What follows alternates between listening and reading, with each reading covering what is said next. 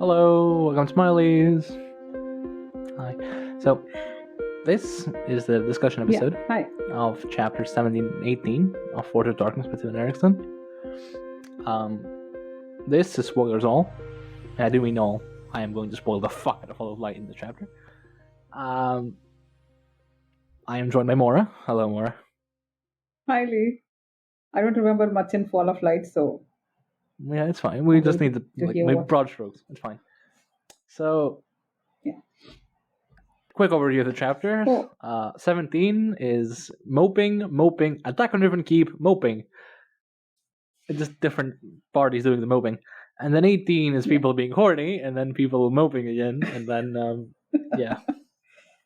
And Syntara being... And then Light is revealed. Starting Syntara, Syntara is okay. Shall we start with Syntara? She's good. Okay, let's talk about Syntara, because she is really good. She's so politically motivated. I mean, like Finara, like Sharina's, we also thought that she's only good for being a high priestess, but she's more than a high priestess. So she's quite interesting. Right? You don't agree? So, on a first reread, I found it really interesting because Syntara in Fall of Light is not very good. Let's put it that way. She's petty. Yeah. She's still the high priestess. Yeah. She's been petty throughout, even when she was talking to Emral and Hunral and all that. It's only in this particular scene, in this one event, that she's more than what we've been thinking about her. That's what I thought. Yeah, I don't disagree with that. I think that's fair.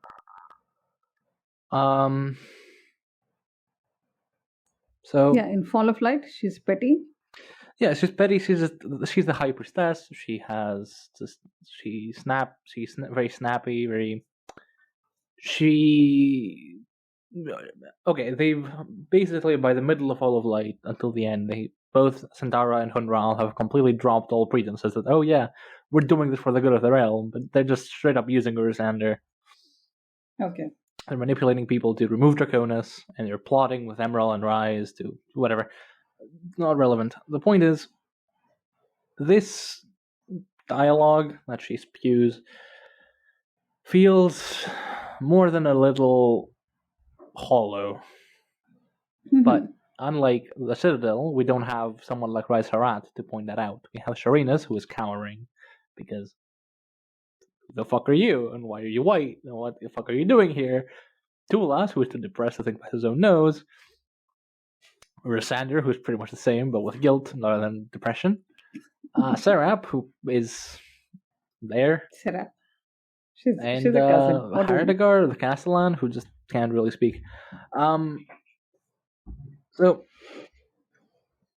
one reason I find this to be somewhat, hollow is she does seem, to her credit, to not wholly support the pogrom against the deniers at first, because not because of some altruistic reasons, but because it's not politically expedient, right? When they first meet with Hunral, she's like, I fear it might be already too late. Well, get on your ass and make sure that it isn't too late, and we're not going to start a civil war immediately now because it's not ready. But even here, she just goes off and says, "Oh yeah, you know what? It's fine. Who cares? Let the liver god die. Whatever. We're just gonna banish it. We're gonna set it aside, and we're gonna send the deniers to the Forlooking lands or something like that." Yeah. They'll take up all the refugees. No problems there. And then she has the gall to go and accuse people and point fingers. Oh, you're not mourning this, people. It's because it's a higher occasion. She's not wrong, but like Sagander, the motivations behind what she says make her just sound hollow. No, the point is, it doesn't matter exactly what she's saying or if she's even making a coherent argument. The point is, she has good timing, because that's the point where she has to nailed the message. And I'm not going she to said, dispute the fact that her timing is good. Yeah, I agree. yeah, that's the thing which impressed me the most. A political standpoint, she played it pretty well, but I mean, are you going to morally judge her? Are you the I'm unimpressed. I'm very unimpressed. Yeah. So this ties into what I wanted to speak about Narad, because they speak about justice a bit here. And if I find the quote again, because I missed it. I think you'll need like 5 or 6 bookmarks for one. Probably. I need like the post-it notes that people have for this. You could just highlight it. Or I could do that, yeah. You don't even break the spine of your book, so I don't know how you can. Would you highlight your books? No, never. God. Anyway, so basically, what I take issue with, or they're not necessarily issue, just like it just sounds hollow to me, So she goes on, by what law shall we be governed? Soldiers of your legion demand recognition. They demand compensation for their sacrifices. They insist that the gifts of this world do not solely belong to the highborn. Fair enough. Well then, show me this grief for the fallen peasant, for the denier cowering under superstitious dread. A poor young girl's father has just died in this keep. From the tower, I saw a funeral procession up to the town cemetery only 2 days past, and yet, look upon yourselves, see how you measure this latest tragedy as a loss of higher worth. Why? Because the slain is highborn. So, which is wrong, because they're not mourning just because they're highborn. They know each other. It's not wrong. And that's the problem. And second thing, they're also mourning because this indicates something else, right? If highborn are being killed, that means war has broken out. A random old man with lung cancer has died. It doesn't stand for anything. But an entire highborn family being slaughtered, that means somebody's taken this thing extremely seriously and it has gone to the next level. So it's fair that the reaction is disproportionately huge, but it's not disproportionate because it is a big deal that highborn have been killed. But it's just the timing and the point at which she delivers this and makes it about justice is what has the big impact on Fatherlight. On the one hand, I'm inclined to agree. On the other hand, I don't think she's wrong per se. We highlighted this when we did chapter 14, right? With Jania and Neslia and the differences between the two. Yeah, and how even the diegesis itself focuses more on what happens to the highborn than what happens to the denier. True. That's one thing. My problem with this is how she puts it and how she phrases it. She takes one part, that the material wealth of the world should not belong only to the highborn, and that the Legion soldiers demand restitution and recognition.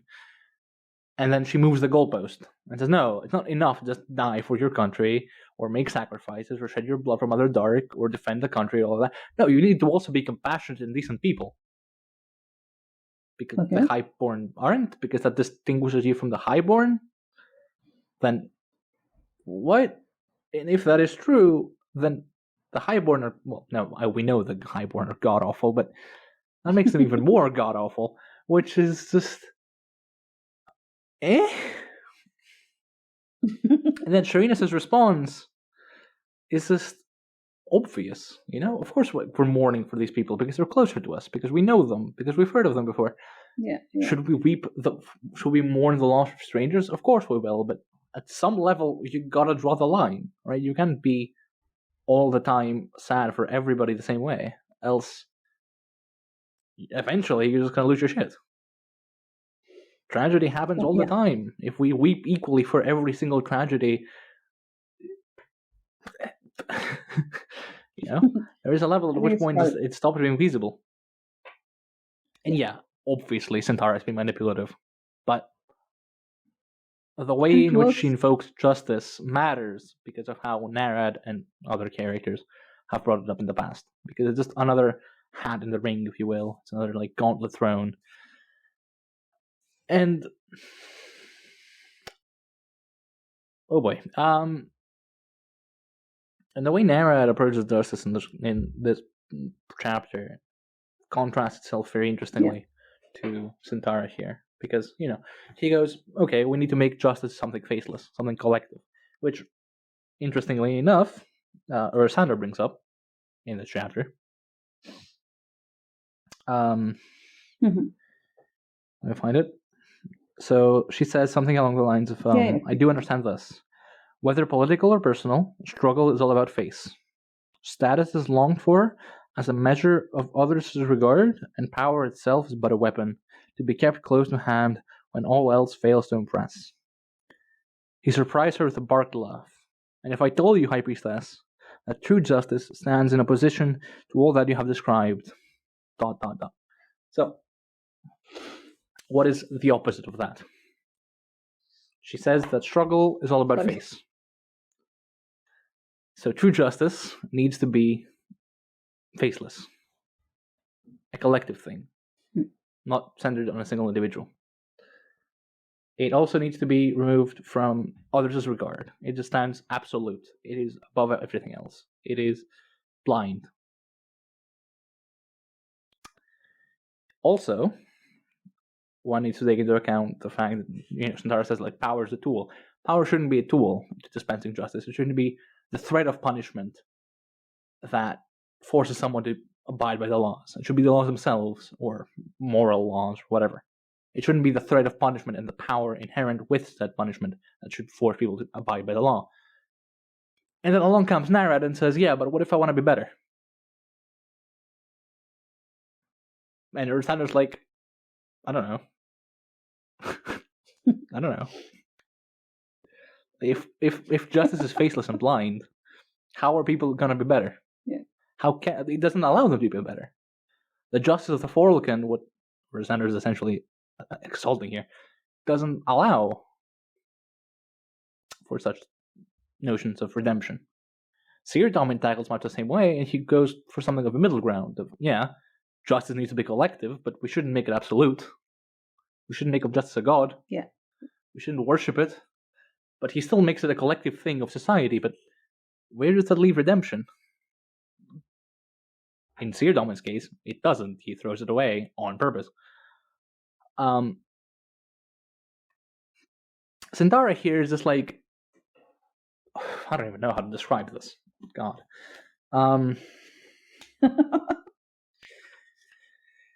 Oh dear. Yeah, it's okay. When all your grief for the dead is washed from you, what remains? Each of you turn now from death and face life. Grieve not for the dead, but for the living, for kin and stranger both. Grieve until you're ready to come to me. Come to me, and we shall speak of justice. Yeah. And how does Syntara announce her justice?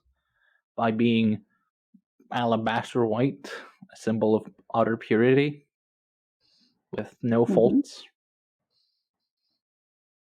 Yeah, and how does Sharina? Am I the only person that isn't like are we just missing the metaphor here? They're all missing the mark. How does Sharina describe this light? It's so bright that even justice this light, will burn. even justice will burn. Yeah, obviously it will. It's so good. I don't know. And it's just everybody's missing the mark, but they're all great questions, and obviously Steve doesn't have an answer for you. He's not going to tell you, oh yeah, this is what should happen. He's just like, yeah, but what if this happens? And then he brings it up.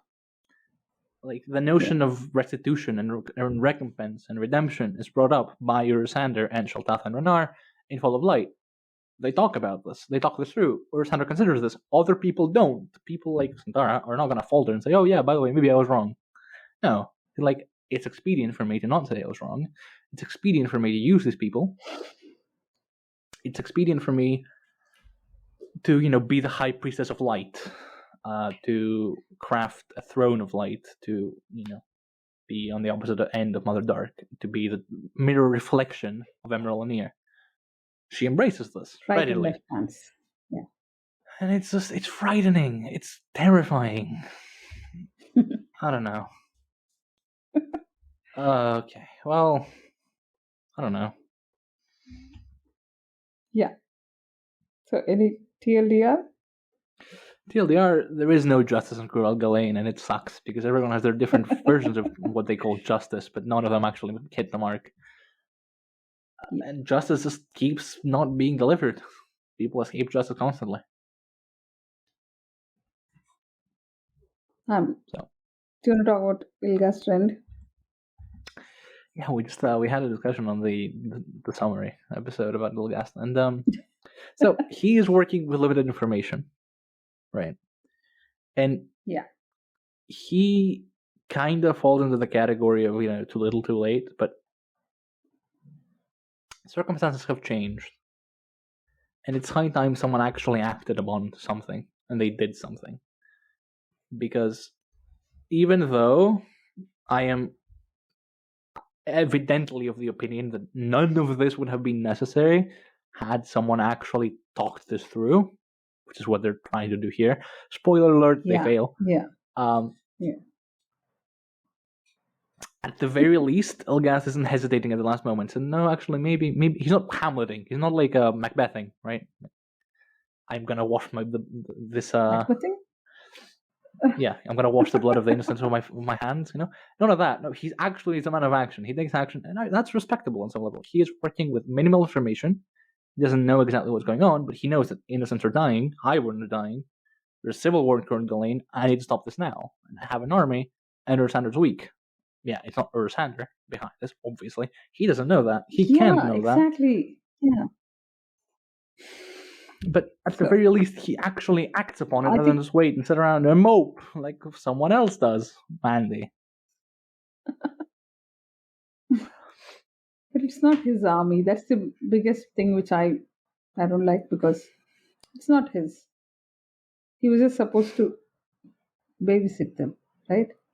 Why was Ilgaston needed actually for this? There was really no need for a commander to be left behind when Kalatustin left. I don't know. It's really weird. Maybe as a defense position, maybe. But this guy starts going on an offense. It's like marching to Narad or something. So weird. But anyway, the next chapters are amazing. We get the Elaine, we get Hood's army, and all that. Yeah, the next chapters are pretty good. Yeah. So you wanted to bring up something about misogyny in Thai society? Yeah. I think because I was saying that it's sort of a patriarchy or something where women are being slut shamed and all that. But I don't think so now, because the way Ferren thinks that Aratan, being the father of her bastard child, would also be subject to shame. So it's more of conservatism rather than misogyny or patriarchy, because women have rights. Like Hishtula has all inheritance rights. There's no male child, female child type of discrimination. But the only thing I'm seeing is there's a lot of slut shaming going on. There's a lot of sex shaming itself. And so I think I should retract my statement. People want people to get married and have sex rather than have children out of wedlock. No, that's, I think that Taist, whatever, Taist ethics. So, yeah. Do you want to talk about Spinach? I think we've done enough on Spinach. Do you know what we're... Yeah.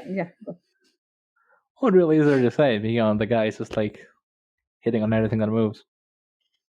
Yeah. No, I was just thinking that because we are like nearing the end of the book, there's hardly anything left in the spoilers things which we want to talk about, because we have spoiled most of it already. So for Fall of Light, we're going to change the structure a little bit, right? That's the plan. Yeah.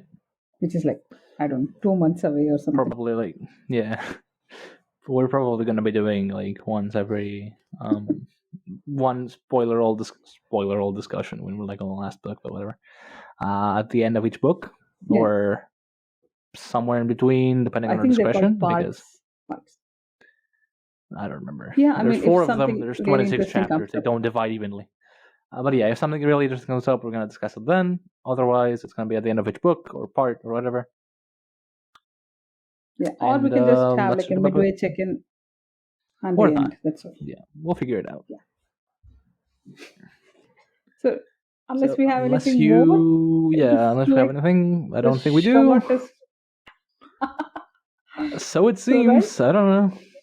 Yeah. I just went on for a while and you didn't push back. So No, because I don't have much about these things on justice because I don't know. I've not thought that deeply about the different ways these are all thinking about justice because I was too busy summarizing stuff. But no, I will keep an eye out for Syntara. So far, I've only been seeing the political parts of it, but not exactly the justice and the philosophy bits. So let's see. Shall we wind up? yeah. So if you've stuck around for about 1 hour 50 minutes total, thank you for listening. And This thank has you been for your Smileys. I've time. been Lee. Thank you for your time. I'm Maura. Thank you, Maura. Thank you, Bye. everyone. Goodbye.